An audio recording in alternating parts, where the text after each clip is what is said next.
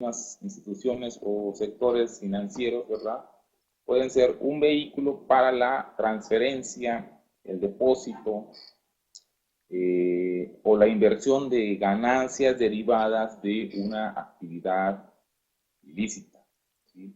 Entonces, la diversidad de productos que ofrecen, instrumentos financieros que ofrecen, y hasta en alguna situación la complejidad, ¿verdad? La complejidad de algunas operaciones, ¿verdad? Que obtienen o que realizan o que ofrecen esas instituciones, ¿verdad? Pues también contribuyen a ampliar las oportunidades de estos sectores delictivos, ¿verdad? Para realizar actividades destinadas a legitimar estos activos que provienen precisamente de una actividad ilícita. Bueno, obviamente, bueno, amplían esas oportunidades, como lo comentábamos, para realizar acciones a este objetivo, que es limpiar prácticamente todos los recursos que se obtienen de esta actividad. Y obviamente esto va a contribuir a ser mucho más fácil, ¿verdad? Mucho más fácil, mucho más eficiente, llamémoslo así, para ellos, para los sujetos que lavan este dinero, bueno, realizarlo mediante estos vehículos. Y obviamente para los sujetos obligados, en este caso el sector financiero, las entidades del sector financiero, bueno, será todavía más difícil identificar precisamente la razón de inusualidad o sospecha de distintas operaciones realizadas en este sector, ¿verdad? Los reportes de operaciones son esenciales, ya algo también hemos comentado en algunos temas referentes a esto. Los reportes que se generan de operaciones son esenciales para determinar, para diseminar, ¿verdad?, información a través de reportes de inteligencia. ¿Hacia quién? Bueno, hacia las autoridades competentes. Más adelante vamos a ver precisamente quiénes son estas autoridades y particularmente qué realizan, cómo funcionan, cómo se estructuran precisamente estas unidades de inteligencia financiera. México tiene su centro de inteligencia financiera, el cual, bueno, pues depende directamente del sistema de administración tributaria, ¿sí?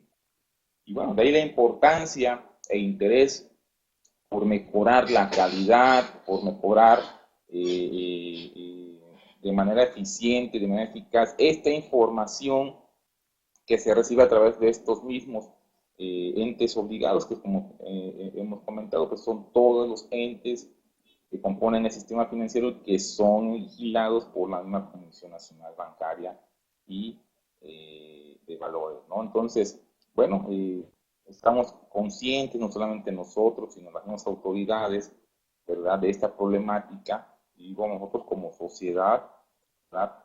La unidad de inteligencia financiera con el objeto de apoyar a estos entes obligados, a estos entes obligados del sector financiero, ¿verdad? En la labor que ellos tienen de reportar la detección de operaciones inusuales en sus bancos, en sus casas de cambio, en sus casas de bolsa, ¿verdad? En sus uniones de crédito, en todas esas entidades obligadas, ¿verdad? La detección de operaciones inusuales y sospechosas, y obviamente en cumplimiento a lo que está establecido ya en las disposiciones de carácter general y que están publicadas en el Diario Oficial de la Federación el 14 de mayo del 2004, ¿verdad? Se elaboró por parte de estas unidades de inteligencia financiera o esta unidad de inteligencia financiera, ¿verdad?, un documento, una especie de guía donde, bueno, pues se tiene el objeto particularmente de mejorar estos reportes de operaciones inusuales, de operaciones sospechosas que se generan dentro de estos entes obligados, ¿verdad?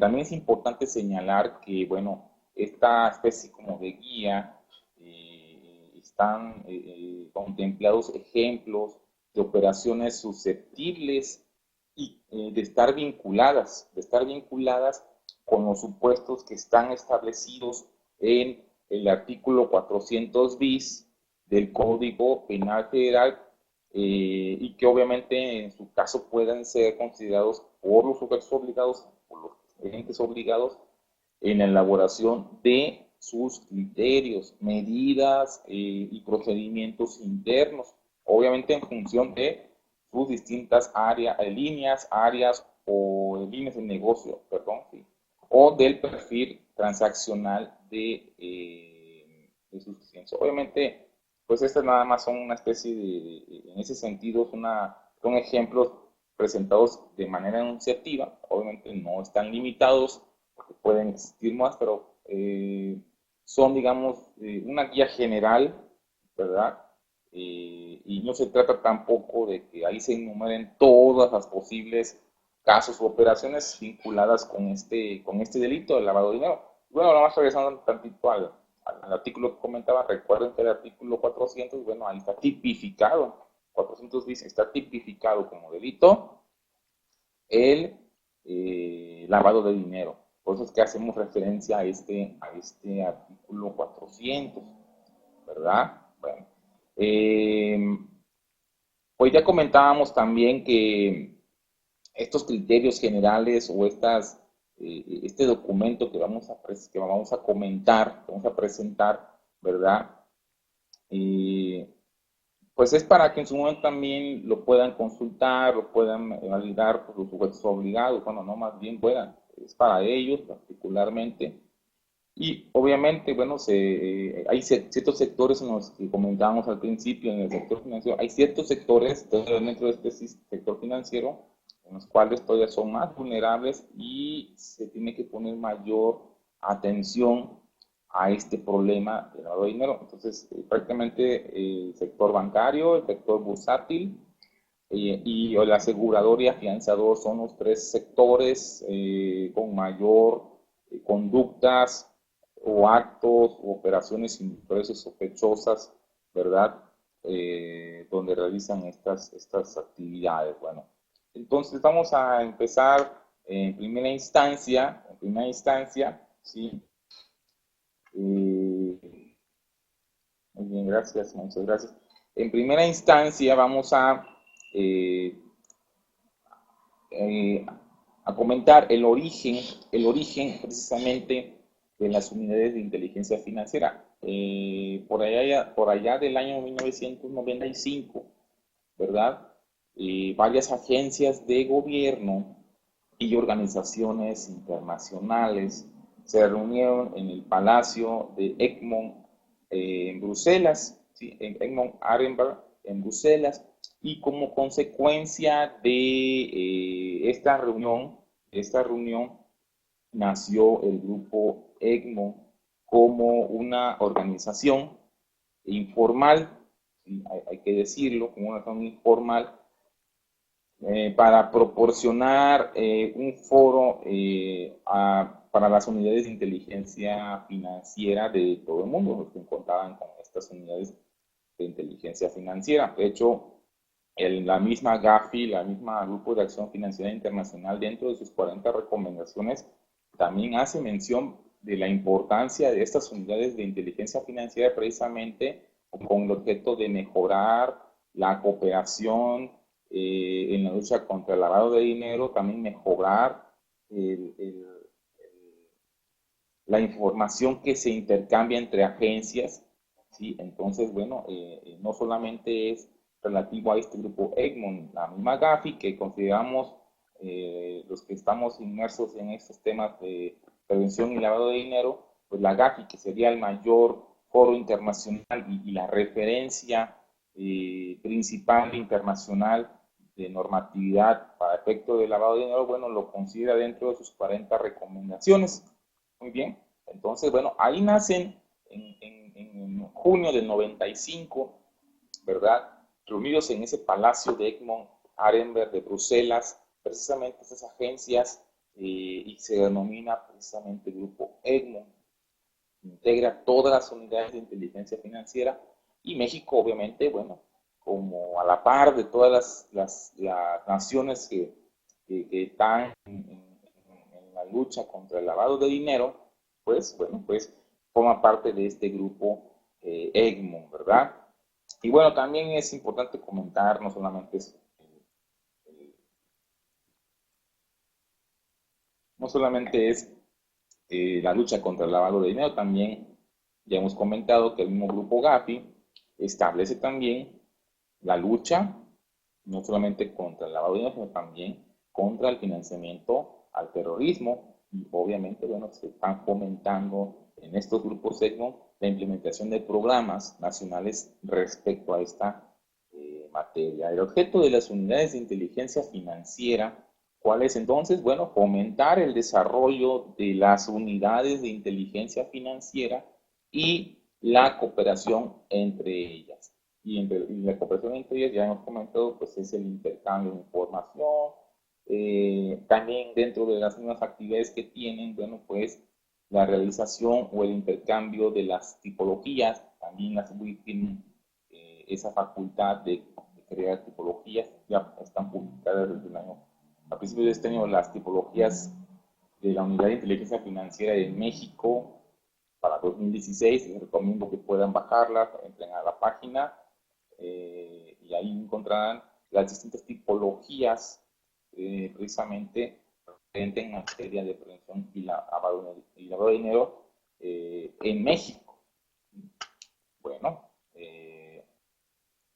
¿qué es una unidad de inteligencia financiera? Bueno, ya hemos comentado funciones, ya tenemos la idea más o menos de lo que consiste, pero vamos a conceptualizar para tener ya más claro qué es una unidad de inteligencia financiera. Bueno, es un centro nacional para la recepción y el análisis de reportes de operaciones sospechosas, entre otras, información relevante del lavado de dinero, ¿sí?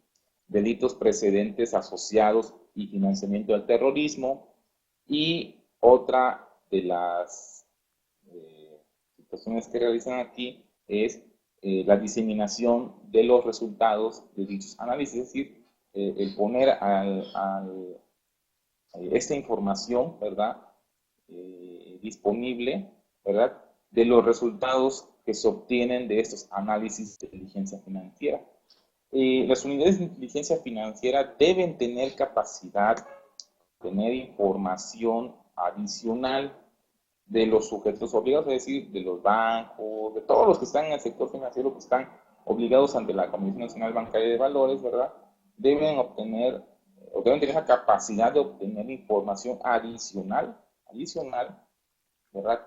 Y obviamente también tener acceso oportuno a la información financiera, administrativa y de orden público que se requiere llevar a cabo en las funciones apropiadamente de estas unidades de inteligencia financiera, ¿verdad? Bien. Un poco de chueco. Bien.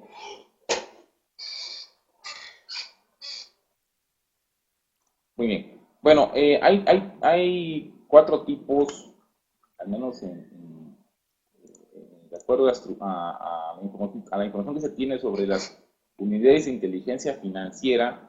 Están las de tipo administrativa, que son aquellas que forman parte de la estructura o en el ámbito de supervisión de una administración o organismo, perdón, distinto a las autoridades judiciales o policiales. Funcionan como intermediarios entre el sistema financiero, otros sujetos obligados y las autoridades de procuración de justicia. En México, les comento que esta WIF o esta unidad de inteligencia financiera es de este tipo, es tipo administrativo. ¿Por qué? Porque forman parte de una estructura supervisora, ¿verdad? Y que es distinta de las autoridades judiciales. En este caso, recordemos que las unidades de inteligencia financiera están precisamente para supervisar e identificar estas actividades en materia de lavado de dinero. Digamos, los organismos o las autoridades competentes para procuración de justicia para el combate de esas actividades, precisamente no dependen ni del SAT ni de las unidades de inteligencia financiera, dependen directamente de las procuradurías, o en el caso de la Procuraduría General de la República, ¿sí? De la PGR, en el cual, bueno, ellos ya tienen esa función del combate de este delito. Entonces, bueno, en México contamos con una UIF. Existen otras que son de tipo policial, es decir, que aquí en este caso son órganos con las potestades, ¿sí? Necesarias para hacer cumplir la ley sin tener que diseñar una entidad o un marco jurídico, como en el caso de la UIF en México, ¿verdad? Y administrativo totalmente nuevo, es decir, todo lo concentra las facultades que tienen estas unidades de tipo policial, también tienen la facultad de investigación. Entonces, bueno, en algunos otros países se tienen este tipo de unidades de inteligencia financiera. El otro tipo es el tipo judicial o asimilable a una fiscalía, ¿verdad? Forman parte del Poder Judicial, en este caso, del Estado, ¿sí? O del país donde estén, y con mayor frecuencia bajo la jurisdicción de la Fiscalía o del MP, del Ministerio Público. Y por último se tienen las unidades de inteligencia financiera de tipo híbrido, es una combinación de todas las anteriores que hemos comentado, ¿verdad? Entonces, bueno, también se llegan a conformar ese tipo de unidades de inteligencia financiera. Cabe hacer mención que, bueno, en cada estado, en cada país, bueno, cuentan con distintas, de acuerdo a esa estructura que les acabo de comentar. Sin embargo, bueno, la función principal, ya sabemos cuáles son, ¿no? Bueno, ya nada más para corroborar, como para reafirmar bien, comentaba yo al principio de esta plática, de esta charla, que la definición de unidad de inteligencia financiera, la UIF, es la que se establece en el texto de la recomendación 29 del Grupo de Acción Financiera Internacional, el Grupo GAFI, ¿verdad? Y aparte, bueno, también tiene su nota interpretativa sobre esa recomendación 29 y hace referencia particularmente y principalmente sobre las unidades de inteligencia financiera. Entonces, ¿por qué hago esta aclaración? Porque veamos realmente la importancia que tienen estas unidades, estos organismos en cada país integrante del grupo Egmont, ¿verdad? Y obviamente para la detección bueno, más bien, la recepción de la información sobre detección de operaciones inusuales, de operaciones sospechosas por parte de los entes obligados, en este caso, particularmente del sector financiero. Y bueno, los países, ya hemos comentado, deben establecer una unidad de inteligencia financiera que sirva como un centro nacional para la recepción y análisis de reportes de operaciones inusuales y otra información relevante en el lavado de dinero. Delitos, ya habíamos comentado, precedentes asociados y financiamiento al terrorismo y para la diseminación de los resultados de dichos análisis. ¿Estamos de acuerdo? Bueno. Correcto. Entonces, también rápido nada más antes de entrar a lo que es los distintos comportamientos inusuales del cliente al contratar productos o servicios, ¿verdad? Déjenme comentarles cómo está la estructura de las unidades de inteligencia financiera de este grupo Egmont, ¿sí? En este caso, están estructurados en primera instancia, los jefes de las unidades de inteligencia financiera de la UIF, los jefes, ¿sí? Que son el órgano de gobierno del grupo Egmont, y se forman con los representantes de cada una, precisamente, de estas unidades de inteligencia financiera, y que conforman al grupo Egmont. Entonces, bueno, pues ellos son los encargados, estos jefes de las unidades de inteligencia financiera son los encargados de decidir y apoyar cualquier desarrollo que afecte la membresía, estructura, el presupuesto, principios del mismo grupo y demás. Las decisiones se toman por consenso, ¿sí? Y se reúnen una vez al año. Estos grupos, en el grupo de las unidades de inteligencia financiera se reúnen una vez al año durante la plenaria del grupo, ¿sí? Y demás. Tienen varias funciones y ya hemos comentado al principio, como órgano de gobierno, pues tienen la facultad de reformar o derogar la carta actual que tengan de principios. Hay una carta de principios del grupo Egmont, ¿verdad? También dentro de sus facultades están las de aprobar nuevos miembros y observadores, o la inclusión de observadores, y también forman parte de esta misma estructura, ¿verdad? O en su defecto, bueno, suspender algún miembro y demás, o en su defecto expulsarlo, ¿vale? Está entonces la estructura principal inicial, los jefes de las unidades de inteligencia financiera. Posteriormente en la estructura está el presidente del grupo Egmont. Bueno, este actúa en representación de todos los jefes de las unidades de inteligencia, ¿sí? Y del grupo Egmont. ¿Quién elige al presidente? Pues es electo por todos los jefes de las unidades de inteligencia financiera de entre sus miembros por un periodo de 2 años. De hecho, pues, el presidente se cambia cada 2 años, y hay una opción de extenderlo un año más, de 2 años más, y obviamente lo harían por esta misma plenaria, ¿verdad?, de los jefes de las unidades de inteligencia. Bueno, las funciones que tiene el presidente, entre otras, bueno, es dirigir al grupo, todos los asuntos relevantes, incluyendo el plan estratégico del mismo grupo, que se renueva cada año, precisamente, y obviamente consultándolo y coordinándolo con los jefes de las unidades de inteligencia y demás. Y tienen otras funciones, pero principalmente son esas.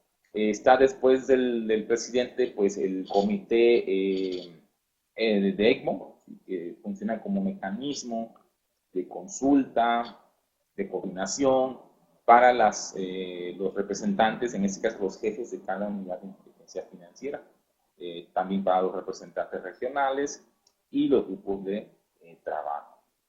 Entre sus funciones es vigilar el manejo financiero prácticamente del grupo Egmont, determinar algunos procedimientos operativos también del comité, del grupo, asesoran al presidente, asesoran al secretario ejecutivo, ¿verdad?, en relación a asuntos con la gestión y el trabajo del secretariado, ¿vale? Posteriormente al comité del grupo Egmont están los grupos de referencia. Estos son creados por el comité de Egmont para brindar asesoría y servicio y apoyo, en este caso, a todos los miembros del grupo Egmont. No son órganos, es importante comentar que no son un órgano que tome decisiones, y obviamente tampoco reemplaza o duplica el trabajo de los grupos de trabajo. Entre las funciones para poder identificar y variar estos grupos de referencia, asesoran al comité, es decir, a la estructura que tienen superior, arriba, ¿verdad?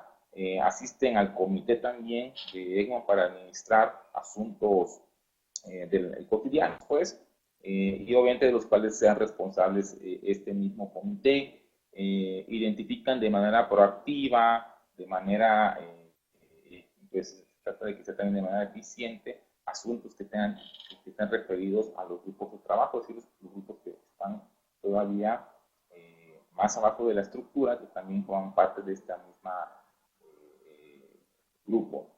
Pues, a ver, la secretaría está también contemplada dentro de esta estructura, una secretaría, ¿sí? Esta presta apoyo estratégico, administrativo y de otras situaciones a las actividades generales del grupo. Entonces, lo que hace particularmente asesora en materia de PLD, en materia de lavado de dinero y financiación del terrorismo, como una especie de asesoría técnica, ¿verdad?, a los jefes de la UIF, al comité del grupo EGMO, a los grupos de trabajo, y obviamente, bueno, esta es una de sus funciones más principales, ¿verdad? Entre ellas, pues, mantener las operaciones y manejar los activos de la oficina de la Secretaría, servicios estratégicos de planeación, de investigación, proporcionan servicios financieros para apoyar al grupo y a la Secretaría, entonces, a la misma Secretaría, entonces, que tienen una función muy importante esta Secretaría. Prácticamente es como consultora, ¿verdad?, estratégica de todo el grupo. Y bueno, ya por último están los grupos de trabajo, ¿sí? Principalmente su función es el desarrollo, cooperación y compartición de experiencia entre los jefes de las unidades de inteligencia, ¿verdad? Crean grupos de trabajo precisamente para alinear toda la información que se tiene, compartirla, apegarse al plan estratégico que tiene también el grupo EGMO, ¿sí? Bueno, y están abajo los grupos regionales. Su misión prácticamente es el desarrollo, cooperación e intercambio de experiencias. Es algo similar que tienen los grupos de trabajo, ¿verdad? Y bueno, los grupos regionales, como lo dice la palabra, pues están organizados con base a la distribución geográfica de cada uno de ellos y son representados por sus representantes regionales en el comité del grupo. Bueno, por último, dentro de esta estructura del grupo EGMO, me gustaría comentarles lo que es la red segura de EGMO. Esta red segura de EGMO, la ESW, por sus siglas, ¿verdad?, en inglés, la red segura de EGMO es un sistema de comunicación electrónico que permite a los miembros de este grupo, ¿verdad?, el grupo EGMO, a la compartición cifrada de información, de correos, de inteligencia financiera, así como otra información de interés para los miembros y para el funcionamiento del grupo EGMO. Es importante la red segura de EGMO para el funcionamiento efectivo del grupo. Y por lo tanto, los jefes de las unidades de inteligencia financiera proveerán un mandato a la red segura de EGMO, en el cual van a aprobar y darán seguimiento a la estructura y políticas de gobernanza. ¿Cuál es el objetivo de la red segura de EGMO? Bueno, pues es la de proporcionar un canal seguro entre estas unidades, ¿verdad?, y confiable, obviamente, de comunicación entre los miembros del grupo EGMO.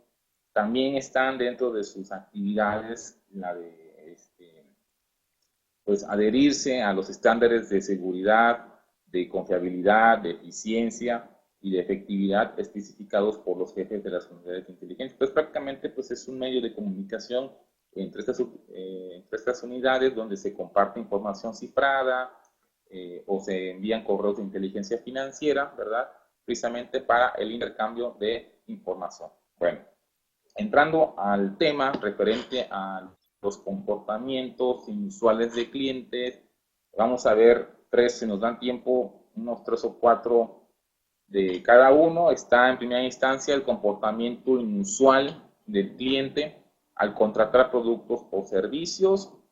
En segunda está el comportamiento inusual del cliente al contratar, al realizar, operaciones, el comportamiento usual del cliente o usuario al realizar operaciones. Está en tercer lugar el cambio del perfil transaccional, ¿verdad? En cuarto está el o envío inusual de giros y transferencias. Y por último, en esta parte del usuario está el manejo inusual de cuentas, ¿sí? Esto es para efectos de clientes o usuarios. Ya por otro lado tenemos el sector bancario, ya lo que se realiza prácticamente por parte del sector bancario, Sí, está y por último, bueno, el sector bursátil y el sector asegurador, que es lo que comentamos al principio, precisamente de dónde se puede generar con mayor volumen este tipo de actividades y demás. ¿Estamos de acuerdo? Muy bien. Eh, entonces, empezaremos por el comportamiento inusual del cliente al contratar productos o servicios. En primera instancia, lo que suele suceder y que el ente, en este caso el banco, el sector obligado, ¿verdad? El ente obligado tiene que pues reportar bajo esta tesitura del comportamiento inusual del cliente, contratar productos y servicios, te puedes encontrar distintas vertientes. La primera que te podrías encontrar es que se proporcionan datos de identificación que resultan inexistentes. Es muy común que de repente cuando se tiene la intención de lavado de dinero o alguna actividad para poder blanquear estos recursos o para poder irlos escondiendo y demás, ¿verdad? Pues se proporcionan datos de identificación que resultan inexistentes. Es por eso que el ejecutivo bancario o el ejecutivo responsable pues tendrá que realizar lo que se llama una debida diligencia del cliente para poder corroborar que la información que está presentando este cliente pues sea verdadera, porque entonces, bueno, al realizar este tipo de actividades de debida diligencia del cliente, bueno, podrían darse precisamente cuenta de estos datos que se están creando y que resultan ser inexistentes. Por segundo, modifican los datos, también los clientes llegan a modificar datos de identificación y frecuentemente presentan constantemente cambios de domicilio o no se localizan en los que manifestaron al inicio, ¿verdad? Esa también es un comportamiento inusual del cliente al contratar un producto o servicio y que obviamente, bueno, se tendría que reportar como una actividad sospechosa o en su defecto inusual, el estar cambiando constantemente de domicilio, ¿verdad? Por otro lado, tenemos también que varios clientes manifiestan el mismo domicilio. ¿Cuántas veces nos han encontrado situaciones como esas en los que, bueno, pues los clientes que están en los bancos llegan a tener, o un grupo de clientes llegan a tener el mismo domicilio, ¿verdad? Entonces, por eso ahí es donde debe entrar precisamente esta debida diligencia, donde muchas veces se tiene que corroborar físicamente el domicilio que están presentando los clientes precisamente al contratar productos o servicios. ¿Estamos de acuerdo? Eh, También dentro del comportamiento inusual del cliente, en esas actividades sospechosas, ¿verdad? En esas operaciones sospechosas, al contratar productos o servicios, llegan a mostrar un disgusto o nerviosismo al aplicarle las políticas de identificación que todos los entes deben de aplicar, políticas de identificación y conocimiento del cliente, con qué intención, pues de crear el perfil transaccional de este cliente. En primera se niegan a proporcionar la información requerida, pretenden sobornar al empleado con la finalidad de que acepte la información que están dando, que a lo mejor tienen que ver con la que comentamos arriba, de que pues resultan ser inexistentes, presentan un domicilio que ya tiene otros clientes dados de alta y demás, ¿verdad? Entonces intentan sobornar precisamente al ejecutivo o a quien les está haciendo la entrevista, ¿verdad? Intentan sobornar también al empleado con la finalidad de que pues les acepte la información falsa o presuntamente falsa, ¿verdad? En las entrevistas que se realizan ya traen las respuestas escritas, sí, también de repente pues eso llega a suceder y es un comportamiento pues inusual por parte del cliente, ¿verdad? Aquí lo que te tratan es prácticamente evitar el contacto así directo con el personal de la institución. Otra de los comportamientos que se han identificado precisamente es el que tratan de ocultar la identidad del propietario real, muchas veces van por medio de un tercero, entonces tratan hasta el límite de precisamente evitar que se conozca la identidad del propietario real de esos recursos. Por otro lado, también está considerado que estas personas solicitan ser atendidos por determinado empleado del banco o de la entidad sin justificación aparente. Entonces, llega a convertirse en un comportamiento inusual o sospechoso porque, bueno, por algo están requiriendo que los atienda cierto personal y obviamente pues eso ya es una actitud sospechosa. Dentro del mismo comportamiento inusual del cliente también podemos contemplar esta persona que llega a contratar estos productos o servicios no demuestra conocimiento de la actividad económica que está declarando. ¿Sí? Ahí prácticamente también pues, es un comportamiento inusual porque de repente en las preguntas que se están realizando les llegan a requerir información o a pedir referencias sobre la actividad que está diciendo realiza cuando demuestra una total desconocimiento de esa área, de esa actividad, ¿no? Otra de las operaciones,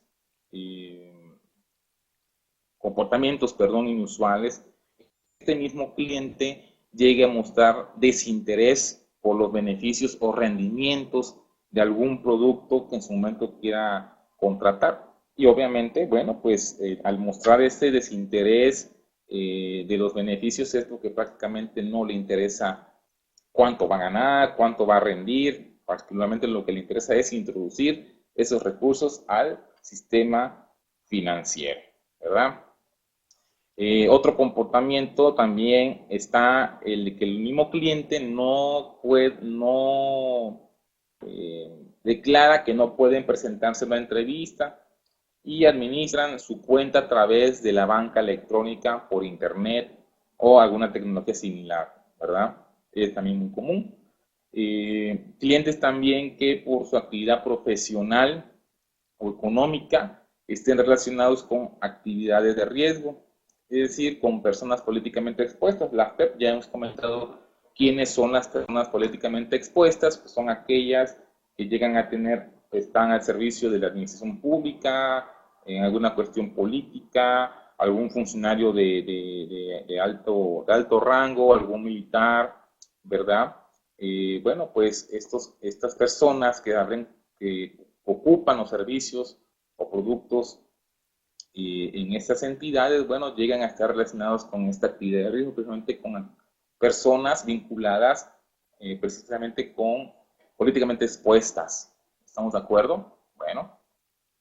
Clientes tienen sin actividad económica aparente, pero que llegan a tener una alta transaccionalidad, quiere decir que llegan a realizar 20 o 30 operaciones al día o 50 operaciones a la semana y que obviamente no demuestran alguna actividad económicamente declarada, ¿no? Entonces también se considera por parte de estas entidades obligadas, entidades financieras, bueno, como un comportamiento inusual y que en su momento pues tendrán que reportar como operación sospechosa, ¿sí? Muy bien. Y bueno, por último, pues los famosos clientes que manejan sus cuentas a través de un tercero, sin una relación económica o familiar aparente, y lo que conocemos comúnmente como los prestanombres, ¿verdad? En la segunda vertiente vamos a hablar rapidísimo del comportamiento ahora comportamiento inusual del cliente o usuario al realizar operaciones. Las que vimos anteriormente, recuerden que es un comportamiento inusual del cliente al contratar productos o servicios. Veremos 3 o 4 referente al comportamiento inusual del cliente o usuario al realizar ya operaciones que ya están dentro del sistema financiero. Entonces, en primera instancia tenemos que hay clientes que llegan a realizar operaciones por montos inusualmente elevados en efectivo, sin causa justificada. Eso es un comportamiento inusual del cliente o usuario al realizar estas operaciones. Otro comportamiento inusual es que llegan a solicitar discreción en relación con detalles de operaciones, su titular, beneficiario o motivación. ¿Sí? Entonces, también ese comportamiento del cliente al solicitar directamente a algún ejecutivo, oye, necesito discreción al realizar estas operaciones, ¿verdad? También es un comportamiento inusual que realiza el mismo cliente al realizar operaciones dentro de la institución financiera. Otro comportamiento es que se cuestionan a los ejecutivos sobre los reportes de operaciones o realizan actos de intimidación. ¿Qué quiere decir? Que, bueno, tratan de persuadir o tratan de intimidar al ejecutivo sobre esos reportes que se supone que tienen conocimiento que los realizan, ¿verdad? Entonces, desde ahí ya hay un comportamiento inusual cuando estos clientes, ¿verdad? Estos clientes realizan estas operaciones o sí, realizan esas operaciones y que cuestionan precisamente al ejecutivo. Entonces, desde ahí ya existe un comportamiento inusual por parte de este cliente. Otro de los comportamientos es que precisamente que se invierten grandes cantidades de dinero en productos de baja rentabilidad, ¿sí? Es un comportamiento que pues también ellos lo ven como inusual, porque pues lo que se busca y principalmente si se tiene un recurso en las entidades financieras es que se genere mayor rendimiento, ¿vale? Bueno, vamos ahora, hay distintos comportamientos. Ahorita les estoy diciendo los principales, pero hay más comportamientos inusuales del cliente o del usuario a realizar operaciones. Pero bueno, comentemos de manera rápida para que podamos verlos con mayor, podamos tener mayor tiempo de ver los demás, ¿verdad?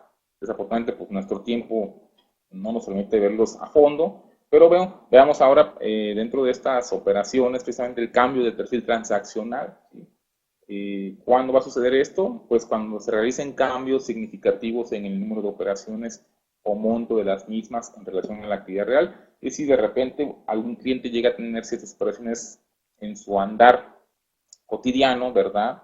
Y que se supone son reales, pero de repente un cambio significativo en el número de operaciones, el volumen de operaciones o el monto de las mismas, de repente, bueno, te llama la atención y se va a considerar como un cambio en el perfil transaccional de ese cliente y por consiguiente, bueno, tendrá que estar al pendiente en la institución para efectos de reportar estas operaciones, ¿verdad? También de repente, clientes que realizan operaciones en instrumentos monetarios distintos a los que comúnmente venía utilizando, es también de derecho a que o como te dice ahí, es casi obligado, ¿sí? Que con este tipo de operaciones se cambie el perfil transaccional de este cliente, ¿verdad? También se llegan a realizar por parte de estos clientes operaciones no acordes con la actividad económica del cliente, ¿sí? Es decir, pues transferencias frecuentes desde y hacia el exterior, compraventa de divisas, solicitud de efectivo, compraventa de metales preciosos, cobro o envío de giros y demás, ¿verdad? Bueno, estos cuatro que comenté son referentes al cambio transaccional. Comentemos rapidísimo la vertiente, la cuarta que comentábamos, que es el cobro o envío inusual de giros y transferencias. Bueno, también acceder que existe recepción de giros y su inmediata transferencia a otros destinos. ¿Sí? En el momento en que se llega ese recurso, automáticamente llega a cambiar de destino, ya sea nacional o internacional. Bueno, también es una operación inusual o sospechosa que tendrá que determinar precisamente los ejecutivos o responsables de estas entidades, ¿verdad? Se tiene también la recepción de transferencias, las cuales son reenviadas de forma inmediata a otros destinos nacionales e internacionales. Es similar al anterior que comentábamos, ¿verdad? Simplemente que, bueno, en el anterior comentábamos sobre los giros, en este caso son transferencias y obviamente son cambiadas de lugar o de una cuenta a otra, ¿sí? También por ahí se tiene el cobro de giros o transferencias en diferentes ciudades del país por un solo beneficiario o un mismo beneficiario. También llega a convertirse como una actividad sospechosa o una actividad inusual, ¿sí? bueno, se han detectado en su momento también diferentes beneficiarios que proporcionan los mismos datos de identificación, entre ellos pueden ser domicilio, teléfono y demás. Bueno, también en este caso se van a considerar como una actividad sospechosa y que se tendrá que reportar. Recordemos a quiénes son los obligados a reportar esta información: por las entidades obligadas, que están vigiladas por la Comisión Nacional Bancaria de Valores, y estas mismas tendrán que reportarlo ¿a quién? A las unidades de inteligencia financiera, que prácticamente ese es nuestro tema del día de hoy, y que bueno, prácticamente estamos ya sobre el tiempo. Y ya nada más por último, referente a las vertientes que manejábamos de operaciones sospechosas, está también el manejo inusual de cuentas, es decir, cuentas de clientes con un gran volumen de depósitos en cheques de caja, en órdenes de pago, en transferencias electrónicas, y que no están justificadas por su actividad económica o profesión. También se llegan a encontrar cuentas que presentan depósitos aislados en efectivo por montos considerables con billetes y monedas de baja denominación. ¿Sí? También, bueno, ese es un manejo inusual de cuentas, y que por consiguiente llegase a generar un reporte de operaciones sospechosas o inusuales. Clientes en cuyas cuentas es normal el manejo de efectivo en billetes de baja denominación y que presenten depósitos inusuales de billetes de alta denominación.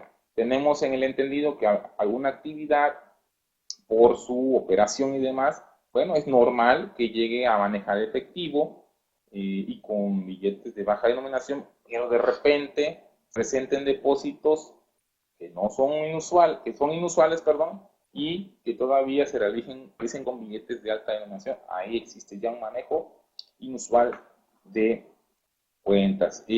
Por ahí se tiene también, ya por último, en las cuentas en las que se realizan depósitos con billetes viejos o dañados, ¿sí?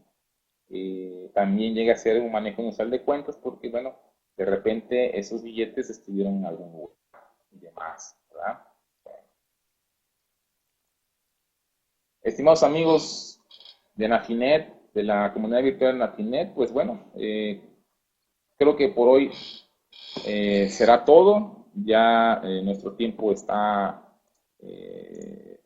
llegó a su límite. Pero bueno, espero en la siguiente poder todavía completar solamente dos sectores que nos faltaron, que también son muy importantes dentro de las operaciones estas que comentamos que se realizan, que es el sector bancario, el sector bursátil y por último el sector afianzado, donde también se llegan a detectar operaciones inusuales sospechosas y que se reportan a las unidades de inteligencia financiera. Bueno, pues esperemos que en la siguiente sesión podamos tener un mayor alcance de estos temas para poderlo complementar. Y bueno, pues no me queda más que pues agradecerles el día de hoy el haberme seguido, el haberme escuchado, y bueno, pues su servidor José Ramón Carrillo Morales, pues se despide, no sin antes, bueno, desearles una excelente semana,